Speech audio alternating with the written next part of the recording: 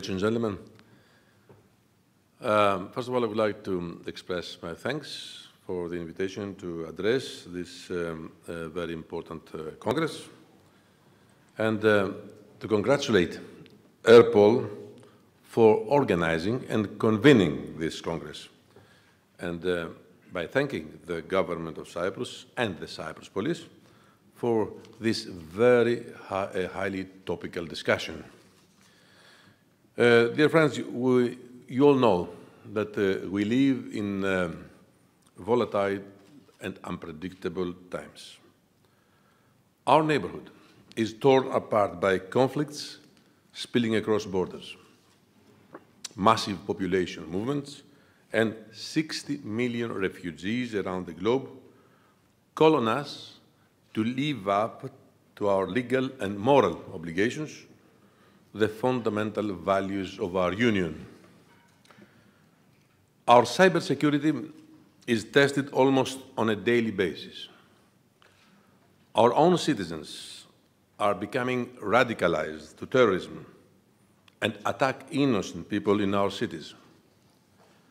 Nationalism and populism are on the rise, and they defy directly the basic principles upon which the European project is built.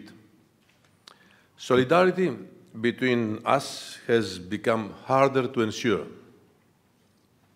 Security is unsurprisingly, therefore, one of the top concerns of our citizens. They are concerned about terrorism and the risks to their security, but equally, they do not want to see their freedoms limited or their mobility impeded. Aviation security lies at the very heart of this. This year, as the European Union marks and celebrates 60 years of peace, stability, and prosperity on the European continent, we cannot take any of these achievements for granted. I am really thankful for the opportunity to be with you here today to address for the first time the Congress of European Union's Airport Police Chiefs on aviation security, an issue that is always high on the European and on the global security agenda. Europol members play a crucial role in securing not only our aviation, but also our external EU borders. This is a round-the-clock commitment and service to the security of our Union, which I value highly. As you remember, after the 2012 Burgas airport attack, we worked together to develop the first EU guidance on the so-called soft targets. This resulted in the Europol Handbook on Soft Target Protection, which I had the pleasure of signing as soon as I took office as European Commissioner for Homeland Security and Migration in the year, as I said, 2014. It showed how airports are at the forefront of much of our security endeavor work. And this core security work is a perfect continuum with all the work we are doing together to strengthen the management of our external borders. It is our external borders which are the nexus of our efforts to manage the two parallel crises on security and migration, while at the same time safeguarding the mobility of our citizens. Our citizens want to feel secure and safe, but not at the expense of their mobility. The aviation security context and the work of airport security authorities exemplifies perfectly this objective. From a security point of view, security perspective, Europe has become a single space. As you know, terrorism does not recognize borders. In our free movement area, fragmentation in our security efforts makes all of us equally vulnerable. Strong external borders are the essence of security inside our area of free movement. And our area of free movement can only be ensured if our external perimeter is secure enough from outside threats. That is why, since last year, we have been working to achieve a paradigm shift in our security cooperation in Europe, something that I have to confess was not existing before. A genuine and effective security union. To change the security taboos of the past, where security stopped at national borders. To convince the so-called deep state that still resists that security fragmentation makes us all vulnerable.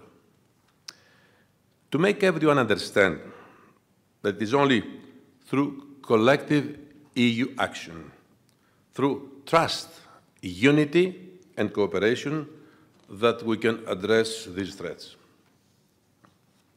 This applies, of course, to our actions across the security field, but especially in the area of aviation security. And Airpol plays its own role here by sharing information, best practices, and operational guidance. Aviation security calls for our constant vigilance and for strategic anticipation at all levels to stay ahead of the threat. We have, for example, identified gaps in our information systems. We have made proposals to strengthen existing information systems, such as the Schengen Information System, for example. We adopted new systems where required, such as the European Passengers Name Records Framework. And we have made proposals for future systems to fill a gap that was identified, such as ETIAS, the European ESTA, and the EU Entry-Exit System. All these systems are vital for aviation security. We want to know who comes in, from where, for which reason, and if there are any security risks. It is not just about creating more information systems. We also need to make sure that these systems talk to each other, that they are connected. Our border guards and police officers should all have the right information at the right time. We want all the border management, migration, and security data systems at EU level to be interoperable. 1 month from now, we will put on the table proposals to achieve this goal. Airports are a crucial part of the equation here, as their entry points into the Union. They are key points of control, where border guards and security officers need to have all the necessary information at their fingerprints to make a decision. In this, is this person reliable? Is this person really the person he says he is? Does this person pose an irregular migration risk? Is this person a potential threat to the Union or perhaps a returning terrorist foreign fighter? Even with better information systems, however, the threats will not go away. Our aviation will always be a target for terrorist attacks. As controlled As secure as airports may be, recent attacks have shown how easy it can be for a terrorist to attack soft targets and mass events. Terrorists are always looking for ways to innovate. And believe me, they are very resourceful in ideas. Hiding explosives in tablets was one of the most recent threats.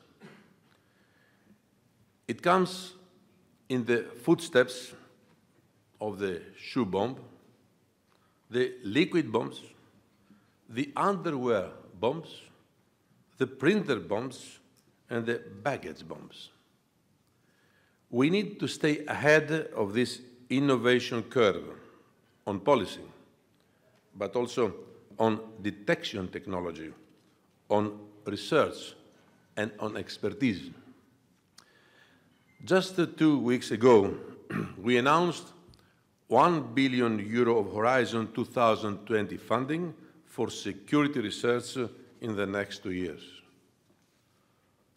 Parts of it will be on aviation security, and we will push for concrete, usable outcomes that can make a difference on the ground. What we can also do from Brussels to facilitate your work in this area is to create networks that bring you all together, such as Airpol, to guide you and to connect you to other authorities from across Europe that face similar challenges, to focus on where the major vulnerabilities exist, to assess them and steer our discussion towards solutions. In mid-October, we also presented an EU-wide action plan to support our member states in protecting public spaces. We made €100 million available in funding over the next year to help you build the necessary infrastructure for protecting our citizens in public spaces. With Airpol, we also brought together public authorities responsible for transport and other public areas to exchange information and best practices to enhance security. A major issue here is the threat from insiders. Airport staff that may become radicalized. Insiders that may be connected to extremist elements. Our vetting standards for airports and other key staff need to be reviewed at EU level. We have had several workshops at the European level on insider threats this year and an awareness-raising campaign with the transport and security providers.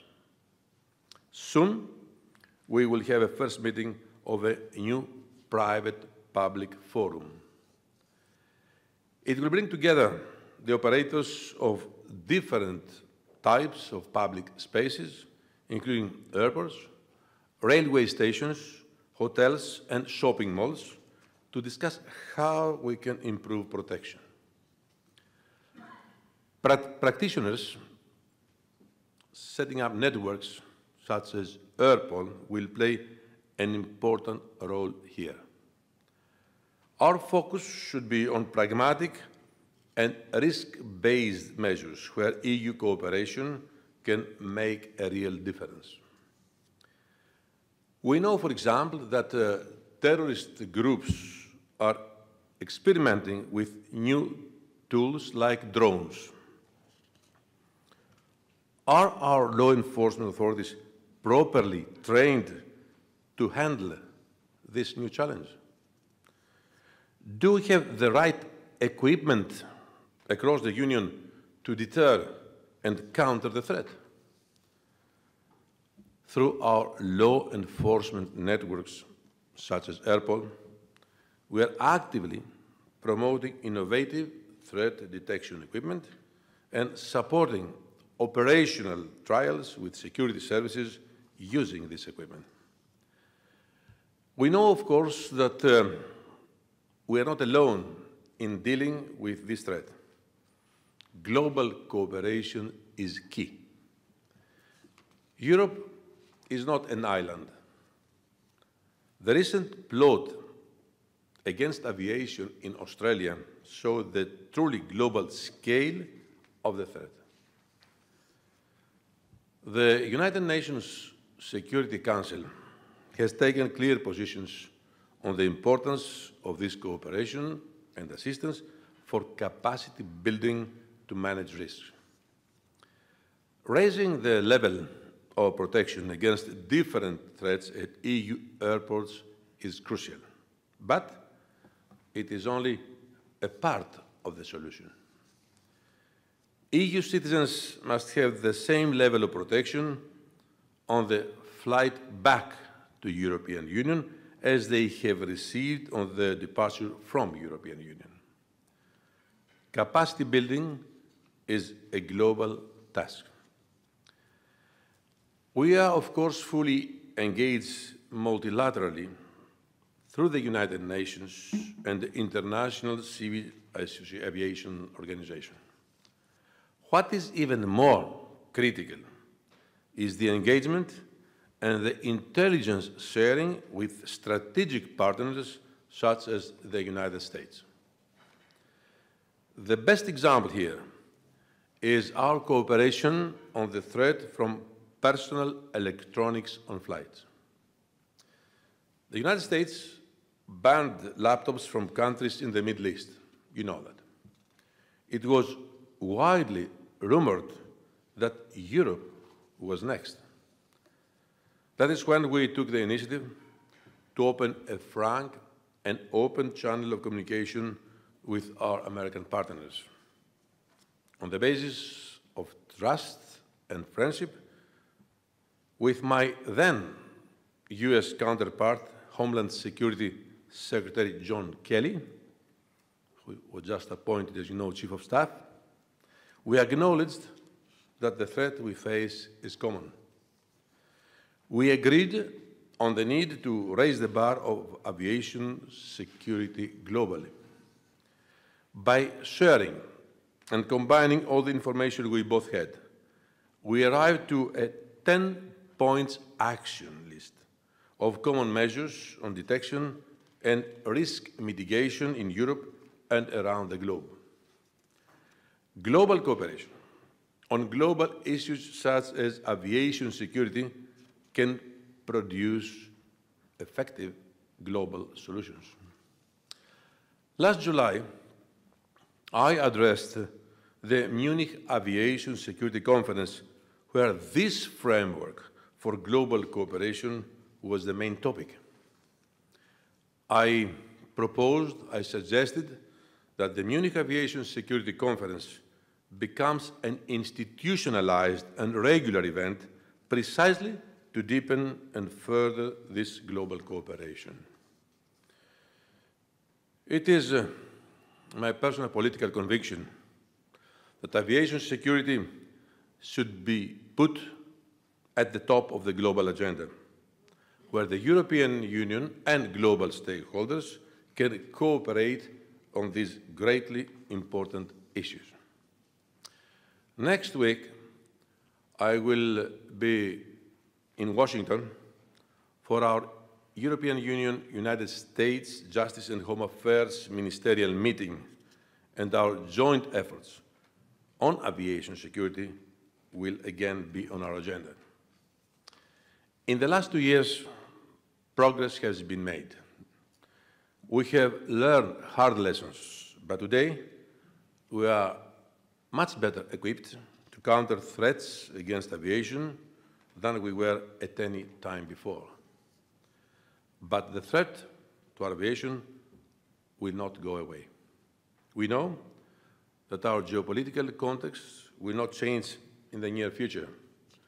We also know that terrorists will not stop innovating. To address today's security challenges, we need to look at security in a holistic way. Aviation security is a silver thread connecting our work on counterterrorism, on border management, on radicalization, on information systems, on security research, and elsewhere. A lot remains to be done to protect our citizens against attacks. For this to happen, experts, law enforcement practitioners, security authorities, and industry all need to work together towards this very clear goal. Airpol will continue to play a crucial role in putting together, in connecting all these elements. And believe me, I have been one of the main proponents to upgrade, support, and elevate at a higher level the role of your institution, of Airpol. And this explains why I'm here with you today, to send a very clear signal of our political determination to boost even more your very important role. Dear friends, this threat we are all confronted is against all of us. And only collectively we can address it. With a strong security union protecting our citizens at home and a global security role for Europe in the world. I thank you very much for your attention.